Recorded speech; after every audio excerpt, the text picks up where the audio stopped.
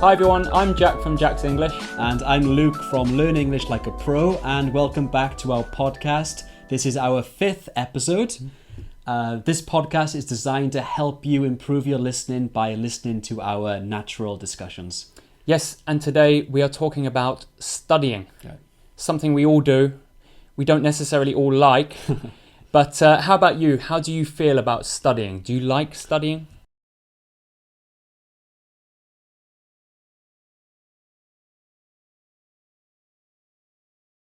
Overall, yes. I love learning about things I'm interested in. Mm-hmm. So, for example, recently I got into kind of ancient civilizations through another podcast I've been listening to, and that's really intrigued me. Mm-hmm. And yeah, I've been doing a lot of research by myself on like the ancient Egyptians and ancient Amazonian people. Wow. And it's fascinating. Yes. Yeah. A very deep subject, I think. Subject, but my major was history in university, so it's something I do have an interest in.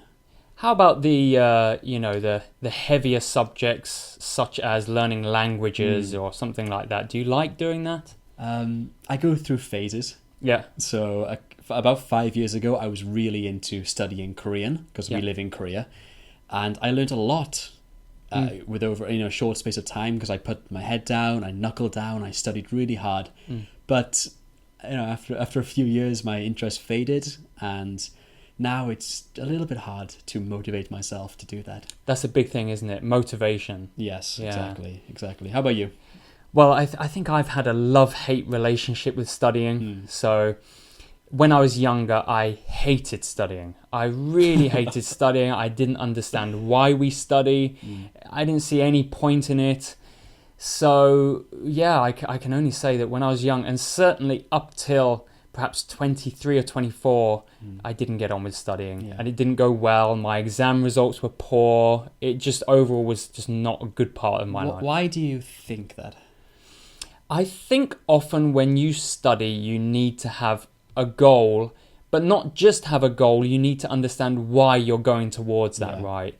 So I think we touched on that last podcast, didn't we? That when you're young, you don't really know why you're doing something. It's like we're studying it, but I don't see what I'm going towards. And I think that was what I suffered from. I studied geography exams and I didn't really know why I was doing that. I didn't want to be in that field. Anyway, coming to now, I had a lot of motivation when I came to Korea and I wanted to learn the language. So I really enjoyed studying. And in university in Korea, I really enjoyed it. I had a good time. And, I hate to admit it, but I enjoyed getting up, going to the library early in the morning, getting a cup of coffee and doing some study, doing 3, 4, 5 hours. So you definitely got better at studying later on in life when you were an adult. Yes, much. It was a big difference. And there was some enjoyment there. Obviously, it's not good if you've got other things going on in your life, you're working or whatever it is. But if you can really focus on your studying and you've got that goal, I think it can be a really enjoyable thing. Have you experienced that feeling? Well, back to your school days, I was exactly the same. I hated studying in school, apart from one subject, which was history. I liked that. Yeah. But geography, maths, even English literature, those subjects were really hard for me. And not because it was kind of cognitively difficult, but just my motivation levels were so low. So I wish I can blame my teachers. I wish my teachers made those subjects a bit more interesting. Yes. They stuck to the book, they taught to the exam. Yes. They didn't really try to cultivate motivation in their students. And that's very common, isn't it? I think a lot of teachers in high school didn't really care. Certainly in my high school. I think so too. Right? Yeah, I think so. So that's a big thing, isn't it? Motivation. I think we'll talk about that a lot today when we think about study. So when you have a big exam, and I know you've had big exams for years and years, recently you had one. When you have a big exam, how do you study?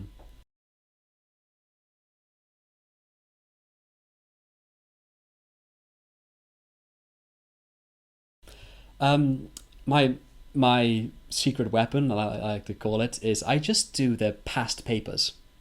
So I find online a catalogue of past papers for that exam, and I just do them repeatedly. until I feel really comfortable with the type of question that the exam asks, and also the format of answering. And also, it's a more kind of self-study process of learning, because you have to find the answers for yourself online, write your own answers and check it yourself, rather than going through a textbook, which I find quite boring and quite limited. Okay. So that's my secret tip. Go find past papers and just do them all repeatedly. Yes. And I, like you said, I did an exam only a few months ago in Tokyo, a teacher's exam. It was a really hard essay exam.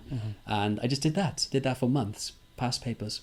So let me ask you this then, because that sounds great for a big exam, and that was obviously the question. But how about when you are just studying for enjoyment or just for self-development? How do you study in that case? I like to listen. So I'm a subscriber to Audible.com, which is Amazon audiobooks platform. And I listen to a lot of educational podcasts or just informational podcasts. Okay. So I like to walk my dog and listen, actually. And I think that's the best way that I learn personally. Good. Yeah, so you're an auditory learner, right? For sure. Yes. 100%. Okay, Yeah. very interesting. Yeah. How about you? Do you have any special techniques for studying? I do, yes. And firstly, for big exams, I always use the same method, and it is with a textbook. Okay. So let's say, for example, we got our textbook and we know the range of the exam, it's half the textbook or whatever. I get the chapters that are within the range and I summarize them in writing, all the key points. So perhaps at the end of that study session, I've got 10 to 20 pieces of paper where I've summarized all the chapters. Yeah. Obviously, that takes hours and hours. Yes. It's it takes a lot of time. But then the next study session, I bring just those papers and I summarize that I see. into a smaller amount of information. And I repeat that process again and again. Interesting. And the end goal is a piece of paper like this Yeah. with everything I need on there that summarizes that half of the textbook. And hopefully everything on there kind of triggers the information that I've already learned. Interesting. And They do say if you want to explain something simply, you have to know it very well. right. And a summary is a simple explanation of the deeper, more difficult content. Yes. So summarizing and re-summarizing, doing that over and over again, I'm sure is a very useful technique. So Yeah, it served me well. I kind of it developed that way as I was studying, and I found that to work well for me. But it takes a lot of time. yeah, sure.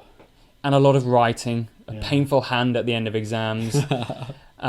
So yes, that's how I study for big exams. Outside of that, I'd probably say I'm similar to you. I wouldn't necessarily say I'm an auditory learner. I just enjoy that. I enjoy listening to podcasts. Yes. So I think that's why we made this, Yeah, right? right, exactly. Hopefully this helps you if you are an auditory learner. But yes, I'm the same as you. I'm a bit guilty with studying Korean. I've kind of let it slip in the last few years, but if I study it, I just like to consume content. I like to watch dramas and look at scripts, get a drama, get a 30-second clip and look at the script and kind of consume it that way. And I find that helps a lot. Good. Yeah. So authentic input, right? Authentic content. Yes, right. I think that's and also that's good for motivation as well, right? You feel like you're getting some real life content. It's just what this podcast is designed for you guys. Yes, hopefully. Authentic hopefully you're enjoying content. it. Yes. So lastly, the last thing I'd like to talk about is English. Okay. For these people listening to this podcast. Do you have a tip for English learners studying English? Yeah.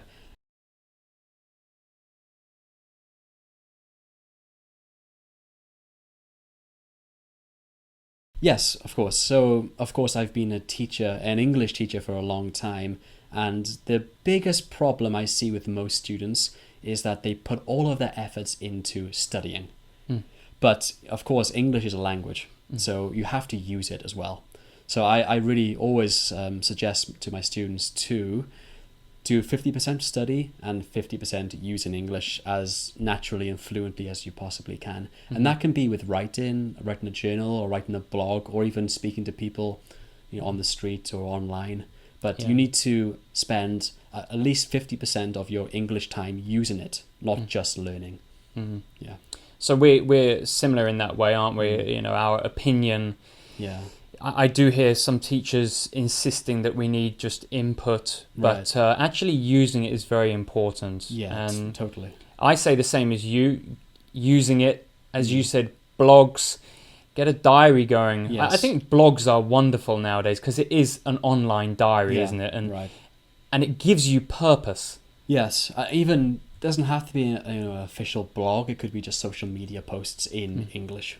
Yeah, and it can be anonymous if you're too embarrassed to use your your real name. Yeah. Make it anonymous and just make an English account where you would post English and share your ideas in English. Yes, using the language you've learned in your in your study time.